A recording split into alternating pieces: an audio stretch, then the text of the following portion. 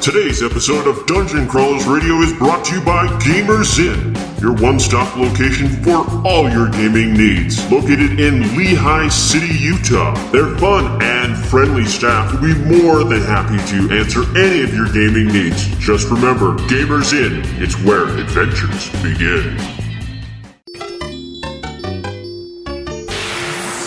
It's time to power up. Autobots, roll out! Broadcasting live from the DCR studio. Oh yeah! The Geek Revolution starts here. Excellent! Get ready for the #1 hit geek radio show out there. Well, it is impressive, isn't it? Because it's time for Dungeon Crawlers Radio. Let's get ready to rumble!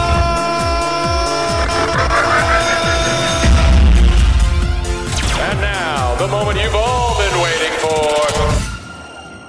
Alright everyone, welcome to another episode of Dungeon Crawlers, where we have our special guest, Carrie Patel, on to talk about her latest book, The Song of the Dead, which concludes the series, if I'm not mistaken, correct? That is correct. So, we get to learn a lot of stuff, you know, like the lost histories of the catastrophe will be revealed if I read things correctly, and you're kind of tying all the loose ends into a nice bundle to finish this series off. Yes. But do you really? I mean, this is it. Or is it like a cliffhanger kind of thing with, you know, there could be something more in the future, but this, or is this like it, or am I allowed to ask that? You can ask that. Is that spoilers? No, that's a perfectly fair question. I definitely intend this to be the end of the series and the end of the story for these characters. I mean, you can always find other stories about the world, but I think this definitely closes the loop for these characters. We just lost answers the questions, hopefully, that the reader had about the world they were exploring. Nice. So, the really cool thing about concluding everything is we finally get to hear the end stories for these characters and the overall story arc. Because I know every novel itself has had an arc in itself, but now we have that overall arc that's finally coming to a conclusion. Yeah, and that was a lot of fun to write, and not just and not just closing out the characters, but also closing out the world. You know, one thing with these books is that the worlds expanded a bit in each of them. The first one was very much about the city of Recoleta. The second one was about the larger political conflicts between Recoleta and its neighboring cities. And then this one takes an even wider lens and looks at what's going on in the world at large, and sort of how the events that shaped Recoleta shaped more distant communities. And for the characters as well, it's been fun because I think they've really gotten a chance to transform. One of my real goals from the time I wrote the outline for the second book, actually, was to find a good opportunity to pit Jane and Malone, the two series protagonists, in opposition to one another. And so I think a nice consequence of having sort of developed them with, parallel storylines and sort of separate experiences with slightly different sets of events was that they really got the chance to develop on their own and to develop different stories about what was happening around them. And I think that set them up in this book, to begin as enemies almost. Now, That's really cool. Yeah, that was. So was it a little bit more freeing to be able to pull back that lens and kind of expand the world with each book, where the first one is kind of narrow-focused? Yeah, it was. And I think it was, I'd say freeing, but also constricting in the right way. You know, I know there are all sorts of different approaches to reading and writing fantasy, and there are some people who are, all about the world building, and what they really want to do is tell you about the world, but they're going to wrap it up in a story. Yeah. And I think I'm a little more story and character focused, so for me, figuring out the world, I guess, kind of comes second almost, or it certainly doesn't come first. And so, being able to sort of start and slowly zoom out gave me the opportunity to also figure out well, what's the story about? What are these characters about, as we go forward, as opposed to committing to a very specific and all-encompassing idea of what happened, and then sort of having to hope that still felt fresh in later books. So, I liked that the local focus of the books slowly grew. I think it was, good for me and good for readers to build on that and to expand, but I'm also glad that it didn't happen too quickly. If it means anything as a reader, like that's something that I actually appreciate and hate at the exact same time. Like it's like there's training wheels on you as you're reading, because part of you wants to know that huge story, but at the same time, looking back at different books that I've read, I actually appreciate the story that starts with the characters, develops those guys first on the smaller scale, and then broadens out to the larger world, because suddenly you have a basis in this fantasy reality. Fantastical. Right. You know what I mean. I know exactly what you mean. Well, and not only that, you're also learning about the world just like the characters. In a way. And it really immerses you in the story, in the world itself. Yeah, that's my approach, and I'm glad that works for you guys as well. So, when you're writing, are you a pantser? Do you do a lot of outlining, or what is your particular writing style? It's a bit of going back and forth between both. Okay. I used to think that I was an outliner who just got stuck sometimes, and that eventually I would somehow learn to outline and never ever get stuck. And then I realized that, kind of like with a lot of things, I think we're more on a spectrum than on, one end or the other. And I'd say that, my approach is what I've heard Brad Bollier call the inchworm process, which is you start with an outline, and you get to a point, and it's, probably you've got kind of these general points in the distance so that, you know where you're headed. And the beginning of your outline is perhaps very detailed and the rest of it less so. And you figure out what you can, but you get to a point, whether it's a few chapters in or a third of the book in or whatever, where you just kind of don't know where to go next. Yeah. And I think that's the point when I have to just get into the writing, kind of get immersed in, the headspace of creating the world and the characters and, putting it all together. And then it's easier to start to see things that were there that I missed, or, find new threads to develop, or get excited about, all the things that are, just sort of bullet points on a page.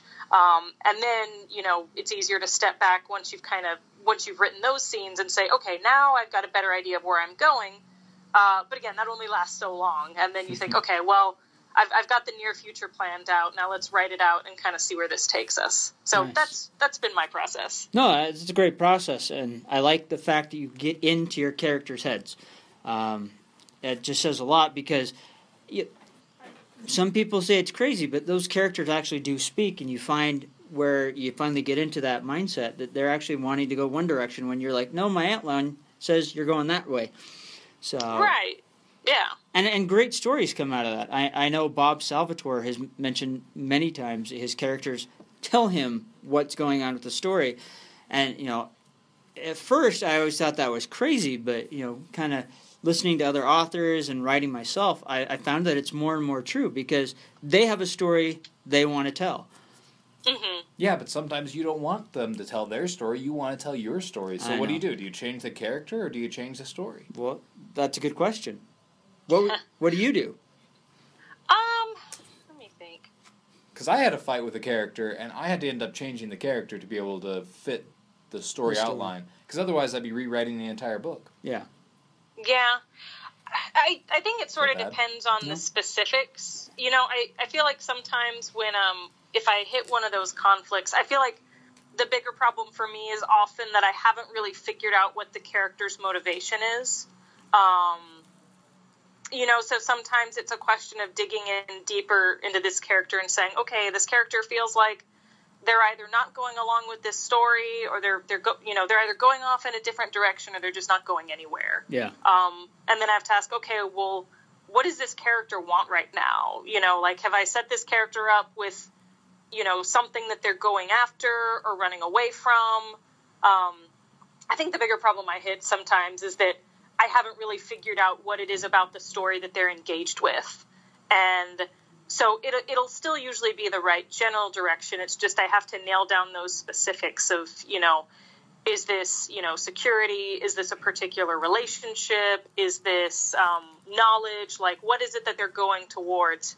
And how have we established that this is what they want? I like that answer. That's a great answer. Does that answer your question, Scott? It does, and it also calls me to repentance. Because apparently I wasn't my character's head enough, because he wouldn't have been in that situation, so it's really my fault. Which really, who else's fault would it be? But exactly. It's still hard to hear. You are the one writing. So where do we go from here? We've got Cities and Thrones and The Buried Life done. The Song of the Dead is out. Where do you go next? Well, lately I've been enjoying sleeping in a little bit and playing lots of video games with my husband, so that's been nice. But I'm starting that's a to get marriage back that works right there. It is. But I'm starting to get back into a project that I'd actually started working on before I sold this series. It's a near future science fiction novel about corporate Mars colonization and a group of Bear Branches youths who get sent to work on the colony. So I'm in the interim phase of that, where I've got about 40,000 words and a patchy outline. So it, and lots of different characters and subplots kind of floating around. So I'm right now just trying to get back into taking stock of what's there, sort of connecting all these loose pieces, and seeing what else it needs in order to define the story and move it forward, really. Yeah.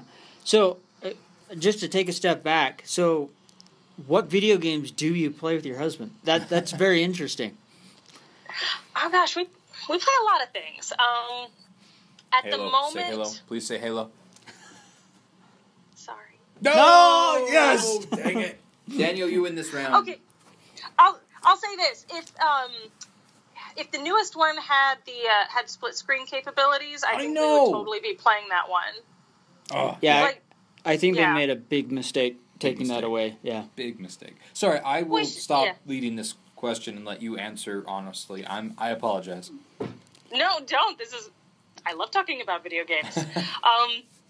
At the moment, we're playing the new Resident Evil, which, to be perfectly honest, means he's playing Resident Evil, and I'm freaking out on the couch and holding onto our dog. I don't actually like playing survival horror, but I love watching people play survival horror. Yeah. I'm trying to remember, what did we play before that? We we played Dishonored 2 not long ago. We enjoyed, for split screen shooting, we had definitely enjoyed Borderlands 2 and the pre-sequel, that's what it was. Had a lot of fun with those. Portal 2? Yes, that one was, yes, absolutely. It's the best way to kill your partner, I'm just telling you. Yeah. Played the new Wolfenstein. Nice. Yeah, we've generally always got something we're going through, and it's just, kind of one thing after the next. We played the latest Deus Ex over the holiday break. So yeah, we generally gravitate towards something in the action adventure RPG stories, spectrum. Yeah, I love your answers. They're awesome. Sometimes it's you expect we play Mario Kart or something like that, but you're you're going hardcore with these games, so that's awesome. So, I appreciate it. Yes, Scott does. Other than the Halo thing, I need to play Dishonored. I need to. It's one of my favorites. I love it. Well, now I really need to play it. It's going up on the purchase list. Sweet. So, with your Mars book, what made you decide to jump to science fiction? I mean, because we kind of have a pretty heavy fantasy book here. Why science fiction? Or is that just something that's always been a love of yours that you just now are getting to? This is also science fantasy, isn't it? Or science. The Recoleta trilogy technically is science fantasy, which I honestly think was just the genre category they gave it because nobody else knew what to call it. Okay. I understand that one. Yeah, it's very strange because, like, it doesn't have magic in it, you know, or you know, deities or, you know, any of the other trappings you normally associate with fantasy. It also doesn't really have, you know, special technologies that or at least those things don't play a very big role. Yeah, the science fiction trappings are pretty light too. But I've always been interested in both genres, you know, and in a lot of things across the wider speculative fiction genre. Yeah. So, you know, my first 3 books just happened to be, you know, more fantasy-ish because the first one was fantasy. Yeah. Not because I'm necessarily thinking of myself as, like, primarily a fantasy writer. So for me, it doesn't really feel like a switch because it's still definitely in the vein of what I enjoy reading and what I've always wanted to write. But yeah, it is fairly different genre-wise from what I've been working on lately. Okay.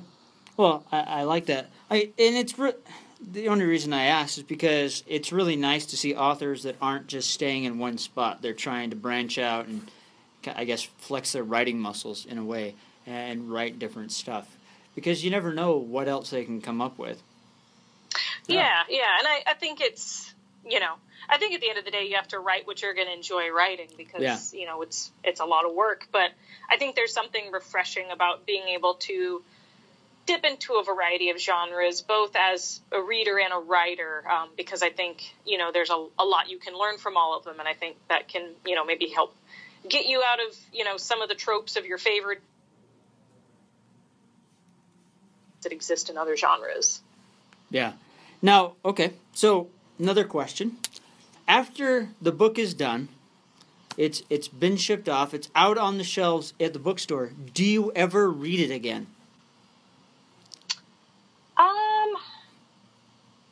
I haven't yet. Okay. I think, you know, I guess with the first 2 books, I did reread, you know, those or portions of them in order to prepare me for the sequels. Mm-hmm. You know, just to make sure I was, you know, fresh on the details. Okay.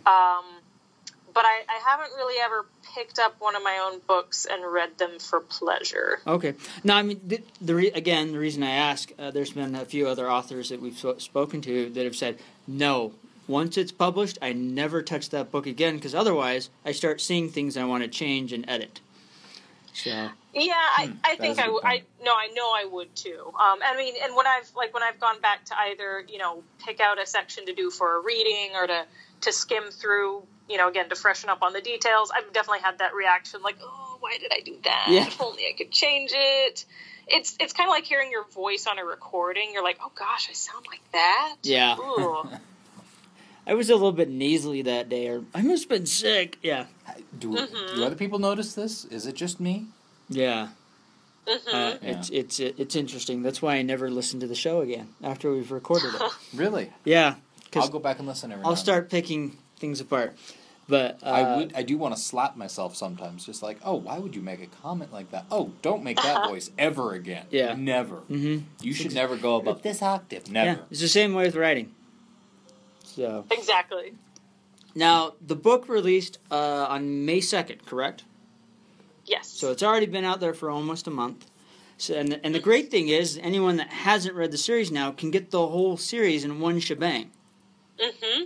Which is just awesome. You don't have to wait a year or two. You can get all 3 books just now, which I'm suggesting our listeners go do. I do admit I waited to read the Harry Potter books until all of them came out, and it was so much more convenient that way because I could binge read or binge listen in some cases. Yeah. Now, are these... I always wonder... Oh, go no, ahead. Go ahead. No, you go ahead. No, I was just saying, I always wonder how many people, you know, wait to read a series. You know, they wait until it's finished, and how many people just kind of pick it up and go as they're released. I think the answer to that is how many books are in this series. You know, that's a good question. Yeah, Wheel of Time. There's no way you're yeah, catching if you're up. doing Wheel of Time, you would have had to wait forever to binge that, or even Brandon Sanderson's Stormlight Archives. I mean, there's only 3 out of 10 or 11 books out so far. I mean, if you want to binge on that, you're going to be waiting a while. Yeah. But, I think a 3-book series is probably a little bit easier to do something like that compared to a much larger one like that. So, but yeah. I mean, for those out there that haven't picked up the book, I would say go do it. It's a fantastic read. Well, now you have all 3 to be able to. And pick you can up. get all 3, which is even. I mean, that's just an awesome thing. Birthday 3 books, holidays. Well, also the covers go really well together. They do. I love the covers. I mean, they're not over the top, but each of them have a very rich color scheme and really cool picture. So, I mean, who is the cover artist? His name's John Coulthard, and he's based in the UK. And yeah, he's absolutely wonderful. I know he's done a number of covers for Angry Robot, the publisher.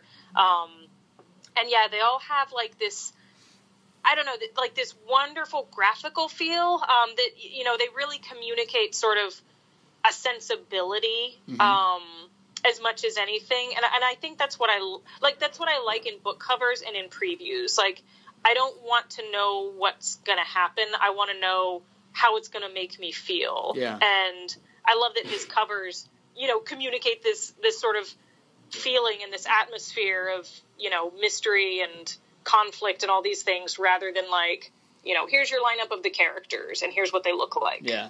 No, I mean, but that's also a personal preference. No, I agree on that. It's enough to pique your interest and kind of give you a scene of what you would see in the book, but it doesn't give away anything, which I really love.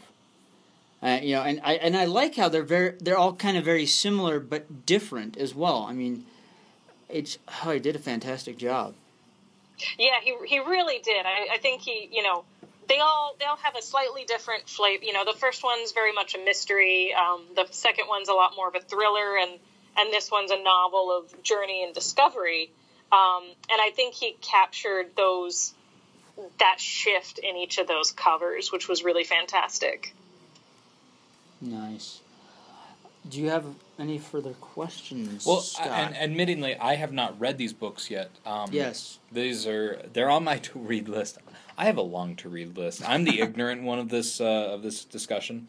And so I guess what can I, as a pre-reader, what is the most exciting part for you as an author for me to read? Like, what are you looking forward to? Like, what character or what situation are you just looking forward to me reading and going, ooh, hee hee?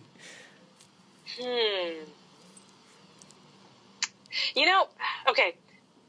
I'll preface this with my favorite thing about Battlestar Galactica. My favorite thing about Battlestar Galactica was how much they changed the characters over the course of the season. Yeah. I mean, the series. So it's not like I could say, oh, this is the one episode or the one scene or the one moment that I thought just made it. It's more like, taken all together, it's incredible just the journey that each of these characters goes through and how you love and hate the best and the worst of them, at different times.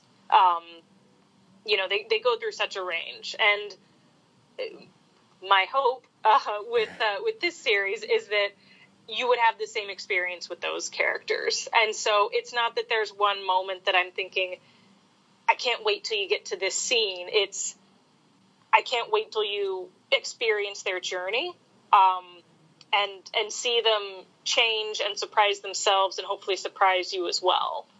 So I'd say that's what I'm looking forward to it for readers. Ooh. I love that answer because you just sold all 3 books right there. Yeah. The only way to find pure joy is the whole ride. Well, way to go, Daniel. Way to tear it. I liked it. I thought it was a great answer, and that is exciting. That does sell me on all 3 books. So I know that was fantastic because that is what this really is a journey of these characters from beginning to end, and you can't enjoy it without all 3 books. Yeah, perfect. I'm looking forward to reading it. Scott already has the Amazon page up. Thank you guys for the assist. That was wonderful. Yes, no. So, listeners out there, go out, check out the book. It's available on Amazon. It's, I'm assuming, at Barnes & Noble, anywhere else books are sold, correct? Yes, correct. So, Carrie Patel, you'll be able to find it very easily.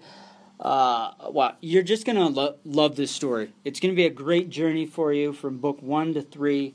And that's the great part. You can get all 3 right now. And, I mean, it looks like the book's on sale right now on Amazon, so even better. Go run and grab it. It's on sale. Yeah, not one of them is over $7. For the Kindle. Awesome. So you can run out and grab the Kindle edition of that. Okay, so admittingly, I like to stalk our guests as I'm on with them. You're working at Obsidian Entertainment right now? Yes. Nice, and what do you do there? I am a narrative designer. See, and I saw that, and I was just like, what is a narrative? What is that? I just love that title. I want that title, narrative designer. Pretty fabulous title. It's basically story and character design as well as writing for the games we create. So I've worked on the Pillars of Eternity series. I'm still working on it. So that's, both, the big picture stuff like story development, world building, lore development, companion definition, and also, the nitty gritty, writing out the dialogues, and whatever other text appears in game, basically. I think you just described Daniel's dream job right there. Yeah, that would be awesome. It's a pretty fabulous job. I'm very, very fortunate and happy to be here. You get to write for video games, and then you get to write for books. Holy crap. I'm in the wrong day job. Wrong state really is where it comes down to. Yeah. Wow. That is awesome. So, that is true. Now, where can the listeners find you? If there's, is there any conventions you're going to be at? Is there any signings you're doing? Or where can they find you online? Let's see. As far as conventions and signings go, I'll be at Worldcon in Helsinki this year. That's in August. I'm doing a discussion and signing about ending series with Tex Thompson and Adam Rakunis at Borderlands in San Francisco on Saturday, June 10th. And I'm doing a discussion with fellow authors S.B. Divya, Tex Thompson, and Paul Kruger at the Last Bookstore in Los Angeles on Wednesday, June 14th at 7:30. And as far as online goes, on Twitter, I'm Carrie_Patel. And I have a blog at electronicinkblog.com. So that's where I'll be. All right. Well, listeners, you know where to find her. You know where to pick up her book, and I suggest you do it. And I think we're done. I think that's it. This is awesome. So pick up a copy of the book, and with that said, we're out of here.